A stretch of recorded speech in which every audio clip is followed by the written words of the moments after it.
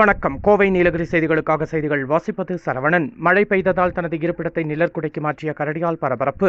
நீலகிரி மாவட்டம் முதுமலை புலிகள் காப்பகத்திற்கு உட்பட்ட கார்குடி பகுதியில் பொதுமக்கள் பேருந்திற்காக காத்திருக்கும் பயணியர் நிழற்குடைக்குள் திடீரென கரடி நுழைந்ததால் பெரும் பரபரப்பு ஏற்பட்டது. மழை பெய்து வந்த நேரம் என்பதால் நிழற்குடைக்குள் யாரும் இல்லை. மழையில் நனையாமல் இருக்க நிழற்குடைக்குள் வந்த கரடி மழை குறையும் வரை தனது இருப்பிடமாக்கிக் கொண்டது.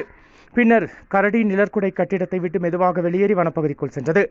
இதனால் அந்த பகுதியில் இருந்த ஆதிவாசி மக்கள் அச்சமடைந்தனர். ஆனால் இந்த நிகழ்வை கண்ட சுற்றுலா பயணிகள் ஆர்வமுடன் வீடியோ எடுத்தனர்.